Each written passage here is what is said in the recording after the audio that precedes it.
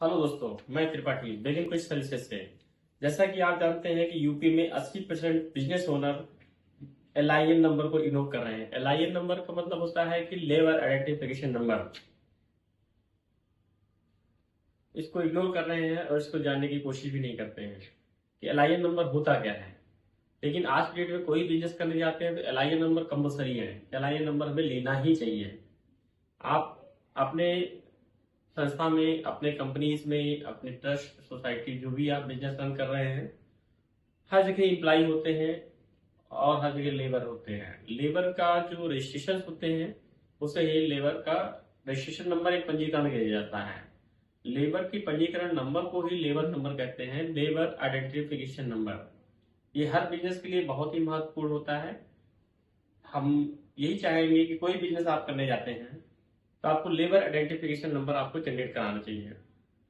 अब ये चीजें होती है कि एलआईएन नंबर हम जनरेट किसे कहते हैं। एलआईएन नंबर बेसिकली लेबर आइडेंटिफिकेशन का शॉर्ट नंबर होता है, जैसे एलआईएन, लेबर आइडेंटिफिकेशन नंबर। एलआईएन नंबर को हम जनरेट कैसे करते हैं, एलआईएन नंबर होता क्या है, एलआईएन नंबर का रजिस्ट्रेशन कैसे करेंगे। सबके माइंड में, आप लोगों माइंड में यही क्वेश्चन चल रहा होगा। एलआईएन नंबर आपके पास ना होने से उसके प्रॉब्लम्स काफी होते हैं। प्रॉब्लम्स हैं तो उसका सॉल्यूशन भी होता है। प्रॉब्लम है तो आप उस प्रॉब्लम को फेस कर रहे हैं, सॉल्यूशन के लिए आप त्रिपाठी को कॉल करिए, लेकिन कुछ में त्रिपाठी जी से बात करिए। आप कमेंट डालिए कि आपको क्या रिक्वायरमेंट है। हम आपको यूट्यूब चैनल के माध्यम से या हमारे स्क्रीन चलाए गए नंबर से आप हमसे जानकारी ले सकते हैं कि एलआईएन नंबर का हम कैसे पंजीकरण करेंगे, इसका उपयोग क्या होता है, क्यों कंपलसरी है, क्यों नहीं चाहिए, कहाँ पर जरूरत है आपको, किस जगह लगेगा।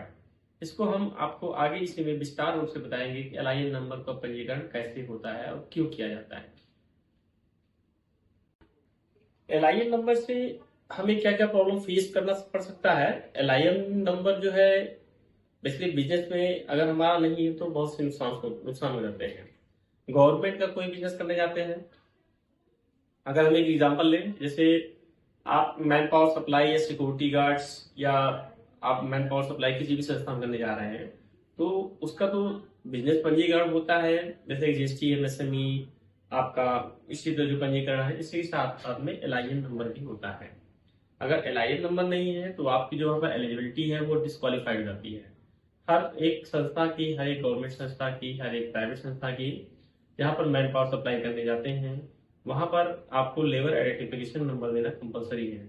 अगर आपके पास लेबर आइडेंटिफिकेशन नंबर, एलआईएन नंबर नहीं है तो आप उस चीजों को क्वालिफाइड नहीं कर पाते हैं। एलआईएन नंबर से आपके बिजनेस में अवरोध आते हैं। गवर्नमेंट उस बिजनेस को करने से आपको रोकती है। यदि आपने किसी तरह बिजनेस को स्टार्ट कर लिया है, एलआईएन नंबर नहीं है, हो सकता है आपके बिजनेस के दौरान, रनिंग दौरान में ही गवर्नमेंट उस बिजनेस को आपको बंद कर दे या आपको स्टे कर दे कि आप इस पंजीकरण की आप उपलब्धता कराइए, तभी आपका पंजीकरण से बिजनेस स्टार्ट होता है। एलआईएन नंबर की रिक्वायरमेंट हमें सबसे अधिक requirement industrial area, manufacturing area, manufacturing business, industries business और man power, specific man power की सप्लाई के लिए हमें एलआईएन नंबर तो बहुत ही कंपलसरी है। और इससे सबसे बड़ा नुकसान आप ही का है। जो गवर्नमेंट के रूल्स हैं, गवर्नमेंट का एलिजिबिलिटी क्राइटेरिया है, उसको आपको क्वालिफाइड करना होगा। उस क्वालिफाइड करने के बाद एलआईएन नंबर देते हैं तो आपके बिजनेस को फुल्ली एक्सेप्ट माना जाता है कि आपका व्यापार पूरी तरह से पंजीकृत है। अगर प्रॉब्लम है तो सॉल्यूशन भी होता है। इन केस अगर आपके पास एलआईएन नंबर नहीं है और गवर्नमेंट ने आपके बिजनेस को वो स्टॉप कर दिया है कि आप एलआईएन नंबर दीजिए, उसके बाद ही आपका बिजनेस को फिर से हम कंटिन्यू करेंगे, तो उसके लिए आपको बिल्कुल परेशान होने की जरूरत नहीं है। जैसा कि दोस्तों अभी हमने आपको बताया कि एलआईएन नंबर होता क्या है, पंजीकरण कैसा होता है, तो अभी हम आपको छोटा सा स्टेप दिखाते हैं अपने सिस्टम में कि हम एलआईएन नंबर तक कैसे जाते हैं और कैसे रजिस्ट्रेशन करते हैं। बाकी विस्तृत जानकारी के लिए आपको नेक्स्ट वीडियो में हम स्टेप बाय स्टेप विस्तृत जानकारी देंगे कि एलआईएन नंबर का रजिस्ट्रेशन, पंजीकरण कैसे करते हैं। आइए मैं आपको दिखाता हूँ। जैसा कि अभी हमने बताया, आप सबसे पहले हम जाएंगे गूगल पे, जाते हैं।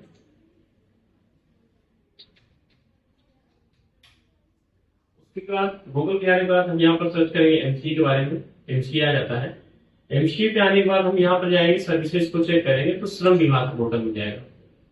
श्रम विभाग के पोर्टल में जाएंगे कि यहीं पर हम अपने इसको साइन अप करते हुए LIN नंबर को पंजीकरण DDL अपनी सबमिट करेंगे, आइडेंटिफिकेशन एस्टैब्लिशमेंट नंबर, जैसा कि आपको दिख रहा होगा। हम लोग उन्हें पंजीकरण के आइडेंटिफायर जो भी इसमें डेटा है वो फुलफिल करेंगे। फुलफिल करने के बाद हम सबमिट करते हैं। आफ्टर दैट अपना डेटा फिल होता है और यहीं पर हमें अपने पेमेंट के ऑप्शन सारे ही मिलते हैं। फिर वापस हम MCA में जाते हैं, MCA में जाकर उस चीज को एक्सेप्ट करा देते हैं। एक्सेप्ट होने पर ही हमारी श्रम सुविधा की चीजों पर LIN नंबर रजिस्टर्ड हो जाता है। बाकी विस्तृत जानकारी के लिए हम नेक्स्ट वीडियो में आपसे पूरी तरह से संपर्क करेंगे और आपको बताएंगे कि हम स्टार्टिंग कैसे करेंगे, हमें दस्तावेज क्या क्या चाहिए होंगे, दस्तावेज के साथ साथ और क्या प्रोसीजर है उस चीज को कंप्लीट करेंगे। Thank you so much. रहने के लिए आप हमारे ग्रुप में वैसे ही बने रहिए। स्क्रीन में चलाए गए नंबर को आप संपर्क कर सकते हैं। हमारे इस वीडियो को लाइक और सब्सक्राइब करें और कमेंट्स में डालें आपको क्या जानकारी और चाहिए। Thank you so much.